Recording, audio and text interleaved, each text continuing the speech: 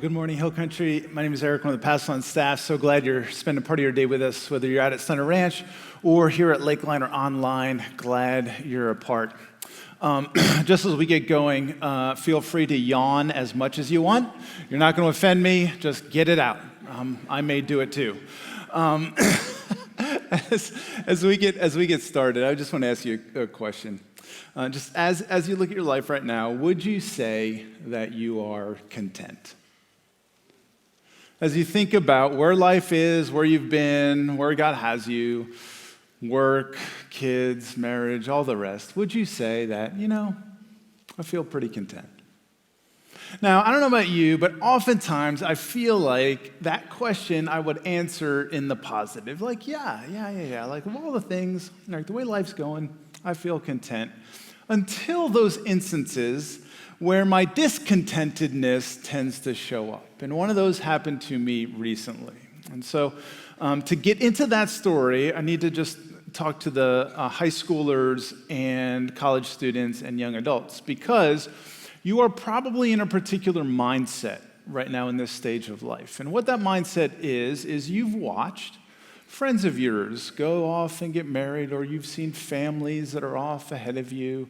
And when they start to have kids, you've noticed an interesting purchase that they make. And you've committed to yourself, they may have made that purchase, but I never will. Mark my words, there's no way I will ever buy a minivan.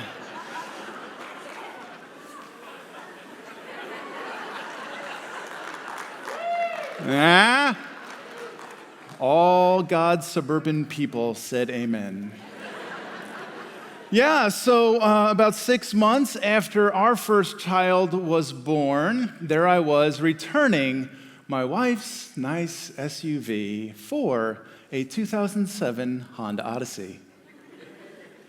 And I rued the day that I went to the dealer and made that purchase. No, actually, I'm going to say something that might surprise you.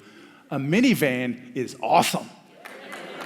Like, it is way cool. It is 4,500 pounds of kid hauling glory.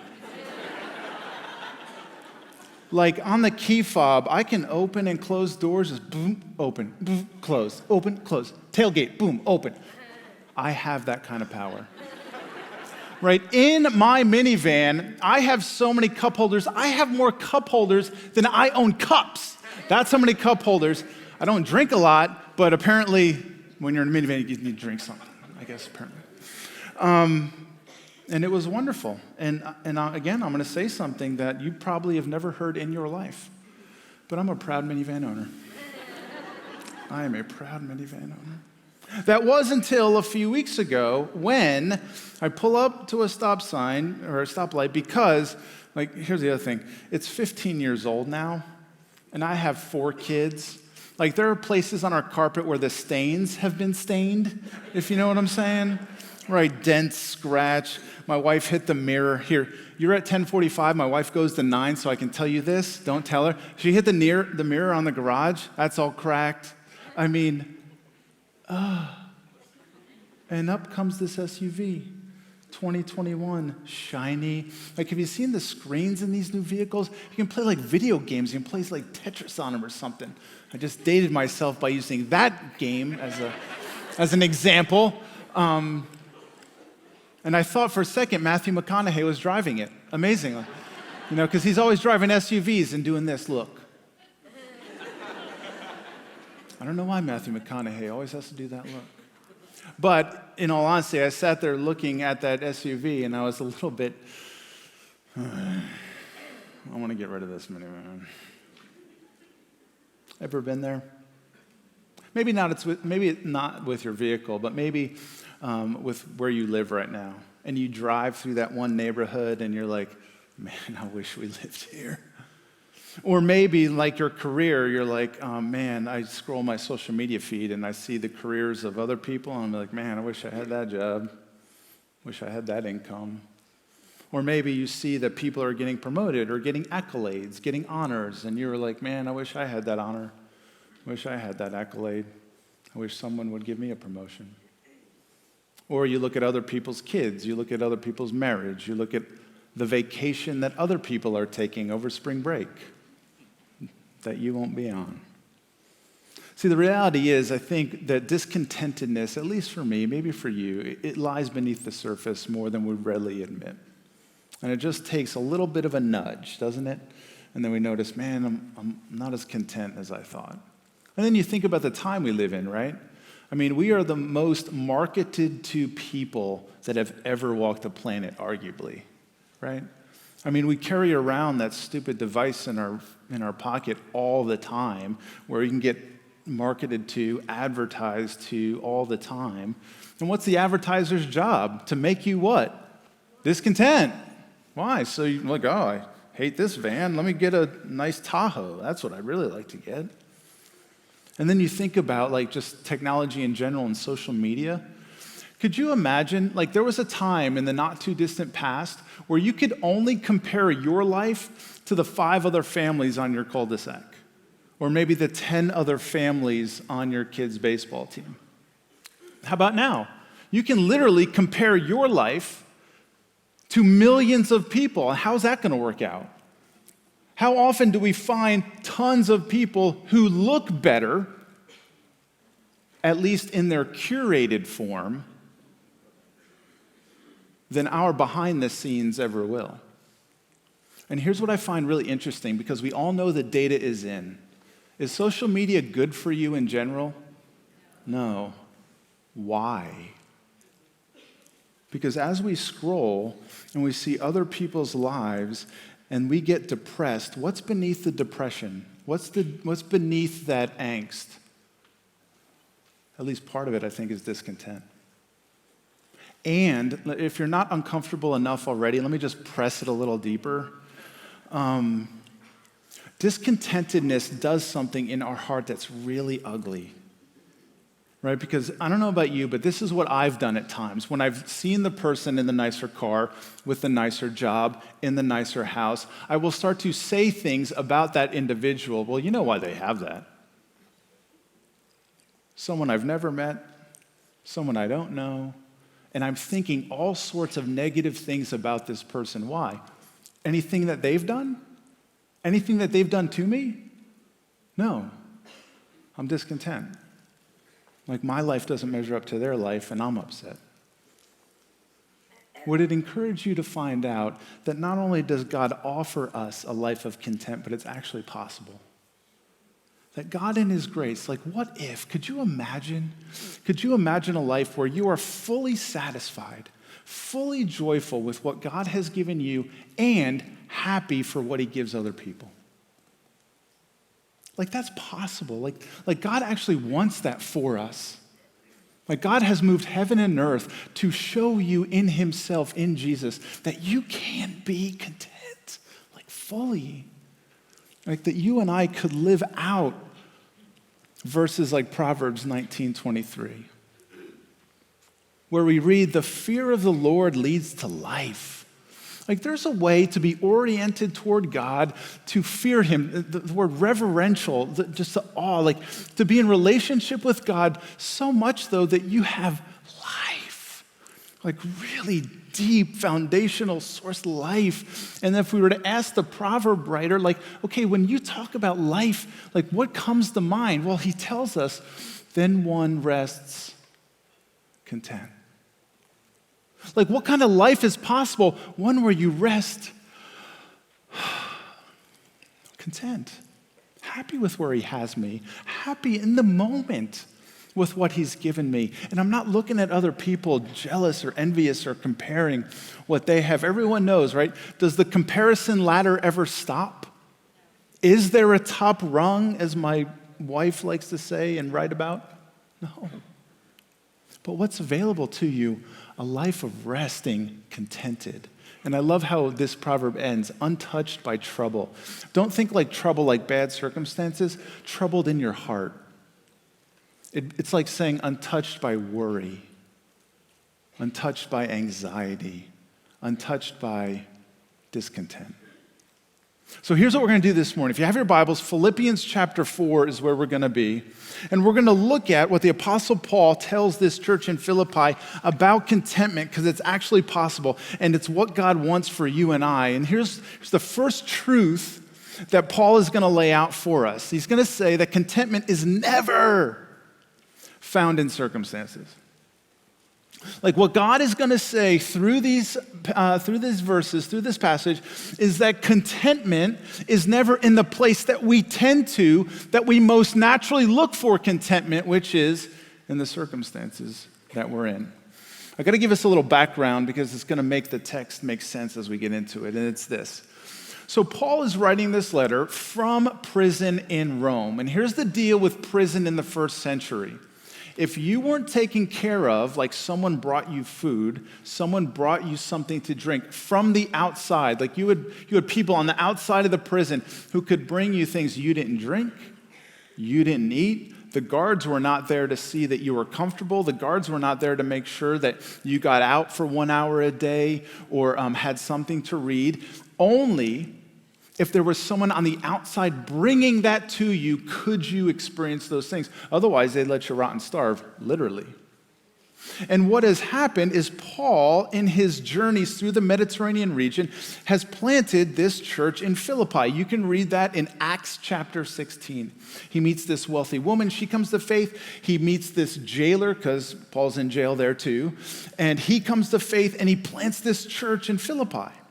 And then what happens is as Paul goes out through the Mediterranean on his journeys, and he goes from city to city, town to town, sharing the gospel and building up and starting these churches, it was the Philippian church that very often would send him help, send him encouragement, send him money, send him resources, so that he could continue the work that they were so grateful that Paul had come to their town to share Jesus and then come to faith. And so this is what he writes as he thanks them for the gift that they sent him in prison. So chapter 4, Philippians, we're going to start in verse 10. And so Paul writes, he says, I rejoice greatly. I rejoice greatly in the Lord that at last you have renewed your concern for me. Indeed, you have been concerned, but you had no opportunity to show it. So what's going on? First, just note something, how he starts that. He starts to talk about this gift and thanking them for it, and he says, I rejoice greatly.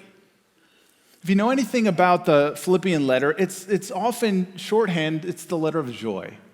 And often throughout the letter, rejoicing and joy is woven in through all of the letter that Paul's writing to them. He wants to share his joy. He wants them to be joyful. He says, rejoice always. Again, I say rejoice. But what's interesting is nowhere else in the letter does he say he rejoices greatly.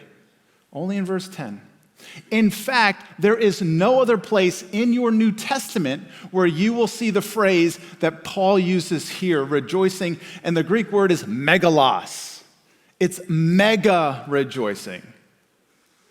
He is really stoked about something that's happening right now for him. And he says, rejoice greatly in the Lord, and then at last, and don't think at last like he's sitting in prison like, about time, right? Like your aunt who's like, why don't you ever call? And you finally call, and she's like, well, finally you call me. Like, no, he's not saying it that way. It's more like, hey, most recently you've had an opportunity. And he talks about, I know you've been concerned for me. I know you have concern for me, but you haven't had the opportunity. So something in the circumstances that Paul's experiencing is he recognizes, like, I know you guys love me. I know you have concern. I know you have care. And there's been not a lot of opportunity to show that tangibly. And so what he's saying is, hey, I'm really grateful that recently, at last, you've been able to do that. Man, I love the fact that I'm in prison and I get this gift from you guys. It not only helps me in the moment, but it makes me remember you guys. And we might think that as Paul writes, oh, I know why he's rejoicing greatly.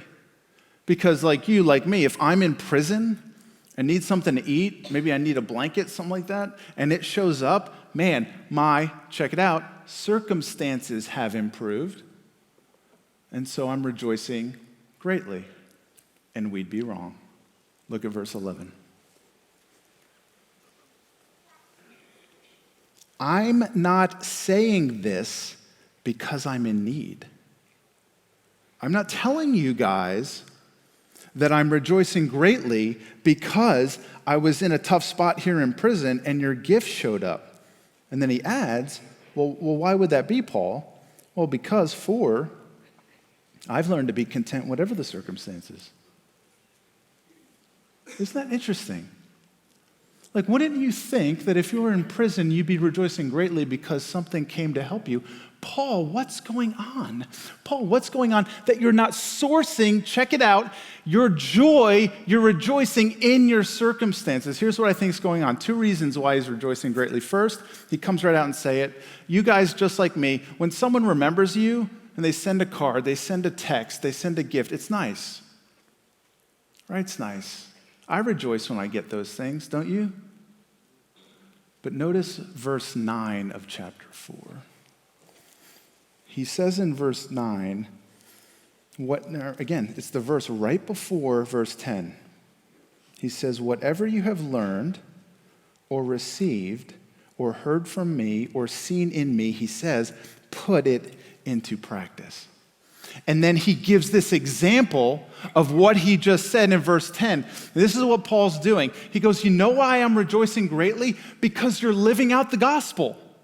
Like when I was there and I was discipling you and I was growing you up in the faith and I was telling you, you know what a great life is? A great life that is oriented to God, that you give freely to the work of God, wherever it is. That's why Paul is rejoicing greatly.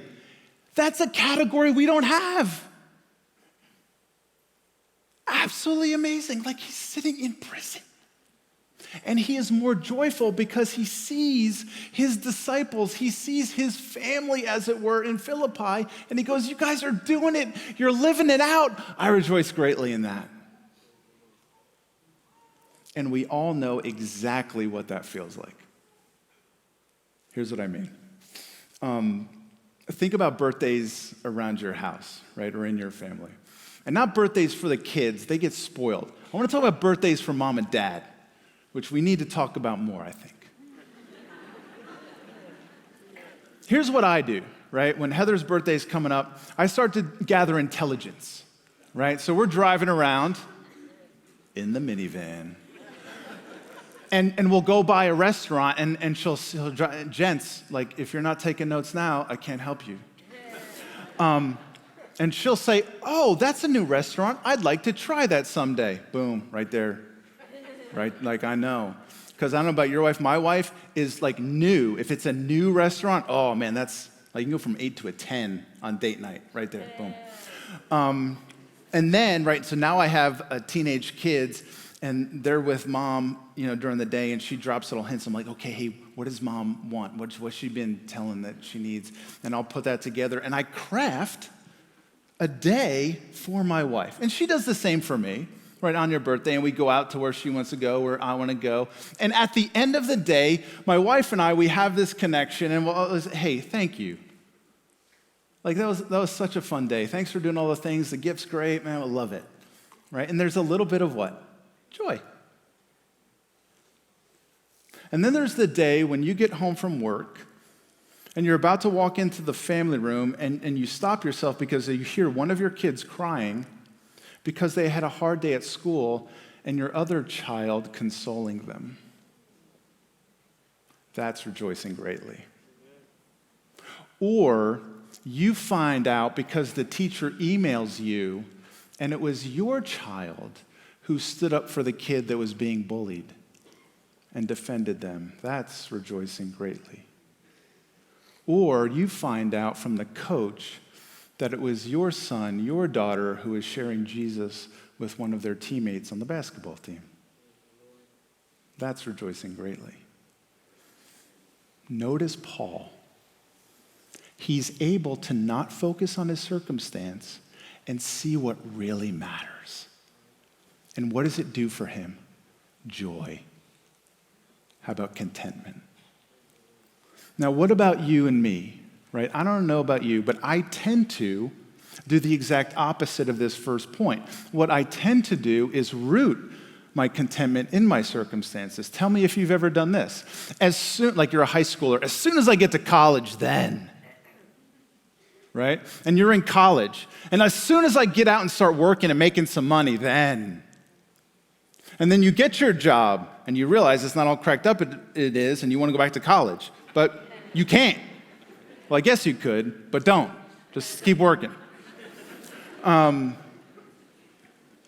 soon as I get the promotion, then. As soon as I make more money, then I'll live. Then I'll be content. I was sharing what I was going to talk about with a buddy of mine on staff this week, and I told him I was going to hit this point. He says, "Oh, that reminds me of John D. Rockefeller." I was like, "Oh, really? Tell me more." Well, John D. Rockefeller, tycoon of yesteryear, in today's dollars, you want to know what his net worth is or was? $285 billion. And he's being interviewed by the then Wall Street Journal. And the interviewer asked Rockefeller, says, "Hey, how much money, since you have more of it than just about anybody, how much money does it take to make a man happy?" Rockefeller's response, "Just one more dollar. Just one more dollar." And what do we all know? What happens when you get that one more dollar? Does contentment come? No. Why? Because if you take your contentment and root it to your circumstances, oh yeah, it's fine when it's high, but what happens when you ride the roller coaster down? And that can't be the answer. That can't be what God has for us. And what Paul is getting at is I've learned something about contentment, and he's learned that don't root it in your circumstances. You will never have it. So if you're sitting here today and you know, like as I'm saying it, you're like, man, I've been saying like then. Like when we finally move to that other neighborhood or get the job or whatever it is, whatever the thing is for you, can I tell you, by grace, it's never going to happen. Yeah, you may get it, but you're not going to get contentment thrown in here. Why? Because if you and I cannot be content right where God has us, we will not be content then. Which is actually encouraging, because once you get that thought in your mind, you're like, oh, then let me work on being content right now. Like I don't have to wait. It's never found in circumstances, but as what Paul's going to talk about, there is a relationship between circumstances and contentment. It's this. Contentment is actually learned in circumstances. That we're not looking to the circumstances to bring us contentment. We're actually going to do something different. We're going to learn in them. Back to verse 11. Paul again says, I'm not saying this because I'm in need, for I have, and notice what he says, I've learned to be content whatever the circumstances. I know what it is to be in need, and I know what it is to have plenty. And then he repeats himself. I have learned the secret of being content in any and every situation, whether well-fed or hungry, whether in plenty or in want. I don't know about you, but that encourages me. Like, this is the Apostle Paul, right? He saw Jesus, wrote a good chunk of the New Testament, saw visions, healed people, miracles, got this whole thing in a large way going through the Mediterranean, like the Apostle Paul, and he says, I needed to learn it. Like, if it doesn't come naturally to Paul, man, there's hope for me. Does it come naturally to you? It doesn't come naturally to me. It's something that we learn. If it's something that we learn, it means also that it doesn't come in one fell swoop. It's not like I can bottle it. I wish I could. You know how much money I can make? If I could bottle contentment, here you go. Maybe in the Welcome Center. I have it online. And what do you know? You know you can't get contentment that way. But if it's something you learn, there must be a teacher. And what does Paul say in that verse? He says, my teacher has been good times, and my teacher has been bad times. Which is amazing, because that means for you and I, you right now are in one of those situations. Either right now you've got life by the tail, or right now life is hard. And you don't have to wait. Like God has you right where you are so you can learn contentment right now. We usually think that when do we learn contentment? Just on the hard times, don't we? We tend to think like, oh, when times are tough, when times are meager, like you learn that you can get by with less than you think.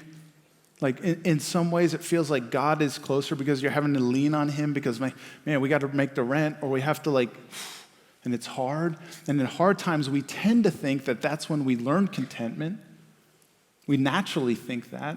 But there's a problem in that, well, what happens if we don't necessarily lean into that process? And you know it, it's come up in your life, you've seen other people. You can also get bitter. You're like, God, you're not being fair. It's not, what I'm saying is it's not a foregone conclusion that just because times are hard that we're going to learn contentment. I'm like, God, you're not being fair to me. Why are you blessing them and not me? Like it's something that we have to press into. I love this other proverb, 15:16. Better. It's actually better a little with the Lord, with the fear of the Lord. And it's possible when times are lean, when there are times of want, to press into Jesus, to press into God, and go, he's enough. And what's it better than? It's better than great wealth with turmoil. See, what we tend to think is when I have a lean time, then I'll learn contentment. But what's amazing about Philippians 4 is you can learn contentment when times are good. How's that possible? Well, because we learn that they're just blessings. Blessings come, blessings go. God's a good father. He gives good gifts. And that he can give them and he can take them. And even amidst blessing, that what's the most important thing? The blessing or the blesser? See, what happens in good times is we can press into God and say, God, I'm grateful for what you've given me, but I'm really grateful for you. And that'll help us grow. Because there's a real danger in prosperity. And you've felt it. Like as you climb the prosperity ladder, that becomes your new normal. That becomes our new baseline. And what's really hard? Going back down. And so what do we tend to do? We tend to work really hard to maintain that, or what? Take another step up. And then what happens then? A new baseline. Here is the plague of American culture. Continuing to climb this. And what happens? We miss life. And what Paul says is there's another way. You can actually be learning contentment in good times. Found this story. Father of a wealthy family took his son on a trip to a poor rural community. He wanted to show his son the contrast between the life that they lived and the lives of those who have less resources. Dad was concerned that his son was growing too much of a privileged attitude, possibly. And so off they go to spend a few days on this farm. On their return trip, the father asked the son, "What did you think?" "Oh, it was great, Dad." "Did you see how that family lived?" "Oh, I sure did, Dad." Father to son, what did you learn? And here's the son's response. "I saw that we have one dog and they have 4. We have a pool that reaches to the middle of our garden and they have a creek that has no end. We have imported lanterns in our garden and they have the stars at night. Our patio reaches to the front yard and they have the whole horizon. We have a small piece of land to live on. They have fields that go beyond sight.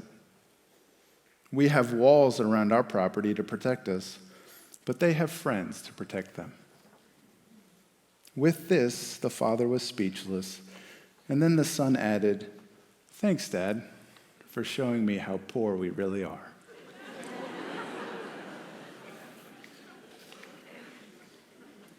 How do you do it? How do you do verse 12 in your life? Well, I'm just going to offer this to you. I want to try to get like street level practical, right? Here's my recommendation. How do we learn contentment in want? It starts with gratitude. It starts with gratitude. That we are grateful for what God has provided. Because you know that. You have been in lean times probably in your past, and you knew that you should be like, God, I'm thankful for what I do have. It always starts with gratitude. And then we remember that we still have him. There was a book a number of years ago, Jesus plus nothing equals everything. Like, that's just true. You are not in a tough spot if you have Jesus necessarily. How about on the other side? How do we learn contentment in plenty? Gratitude. We are grateful for what God has provided. See, in our prosperity, like, did you earn that? Like, you didn't pick, like, gosh, we didn't pick the land that we were born in, but then we're going to go on the rest of our lives and take credit for all the stuff we do? Man, it's all grace. It's all grace that the Father has given you. Everything that you have is grace. And we have to fight that tendency in my heart, your heart, to say, I've earned it. I worked hard. It's because of my good decisions. It's because you have a gracious Father, and so we can be grateful. And we remember that he's better than all of it. That no matter how much the Father prospers you, he is still better. Far better. So if circumstances, right, never give us contentment, and then we actually use the circumstances to learn contentment, here's where Paul is going to conclude. He's going to say that contentment actually comes from Jesus' strength in all circumstances. That where we get contentment is that as we do life with Jesus, through him, in him, that his strength will be available. Look at verse 13. This may be a verse that's familiar to you. I would argue it's probably one of the most misquoted, misused, taken out of context verses, but this is what it says. It says, I can do everything through him who gives me strength. I learned it. I can do all things through Christ who gives me strength. This is not a verse for if you're the underdog football team and you're going, yeah, you hear me, right? Or you didn't study for your algebra final and there you are, I can do all algebra through God who gives me strength. No, actually, you might want to use this verse when you take your F home to your parents. Then, like, whatever happens, I can do all things through Jesus who gives me strength. No, what's Paul saying?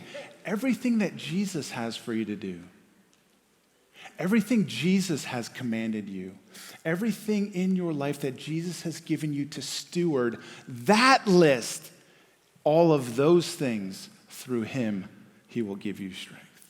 It's that list, and that's the secret. That's the secret, because notice what Paul doesn't give us. Paul doesn't give us the Eastern philosophy way of contentment.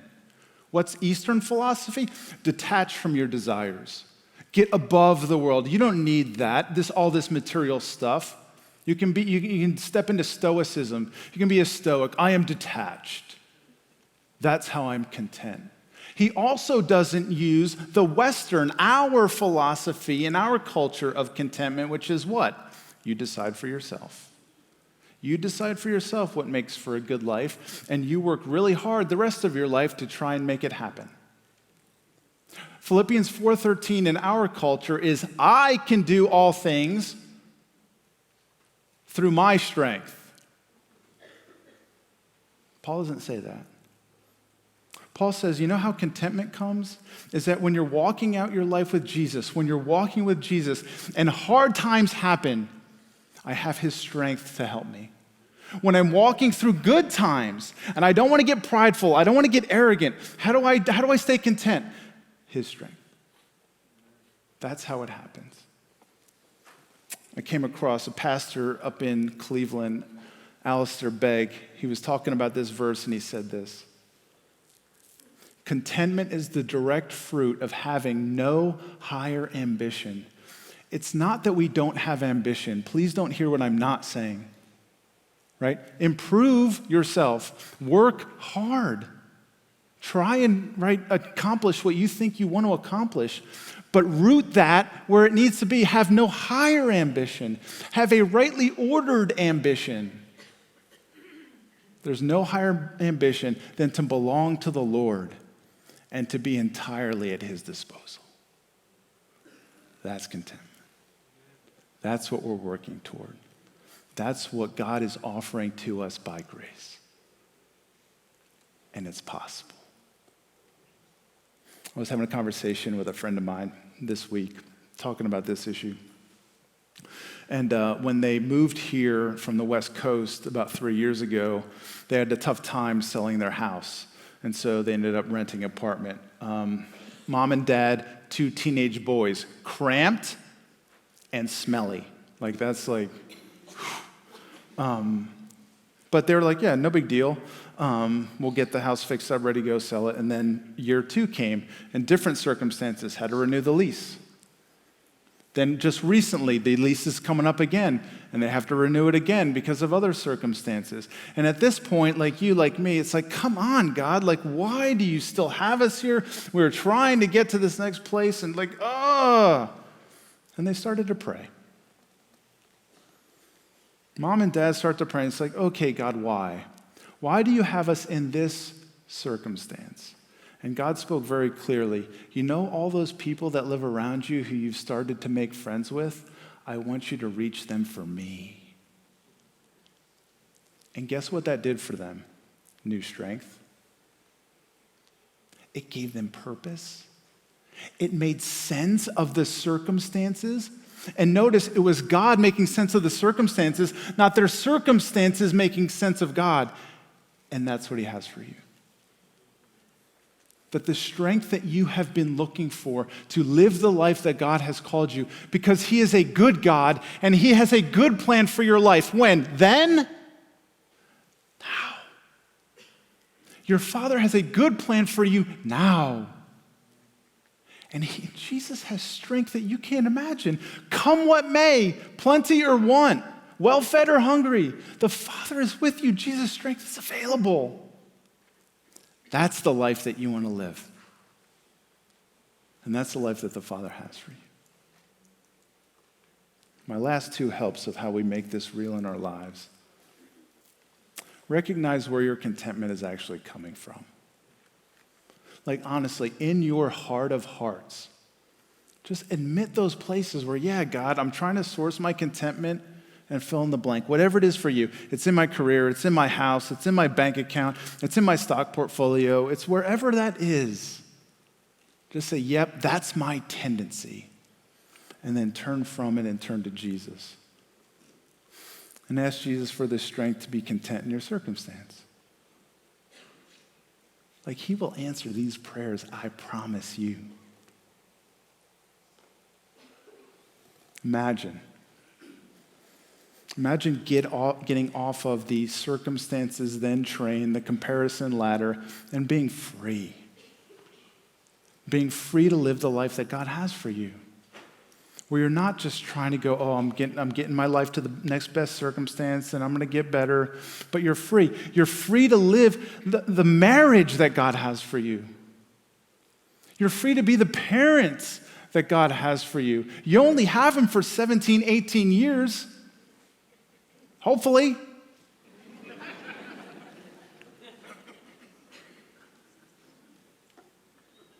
God really does have a good plan for your life. Like, it will blow your mind how good he is. How do we step into that? Well, one of the things is put away all the things that we think are going to give us life that are not. Actually, they're robbing it. And then you'll rejoice greatly in the Lord. Why? Because you can do all things through him who gives you strength. Let's pray. Father, we thank you for your grace. We thank you that you're a good Father and that you love us. I pray for my own heart. I pray for my brothers and sisters that we would be a contented people. That we would rejoice greatly in you and what you have done for us and in us and what you're doing through us. That's the life that we want to live. Help us by grace for Jesus' sake. Amen.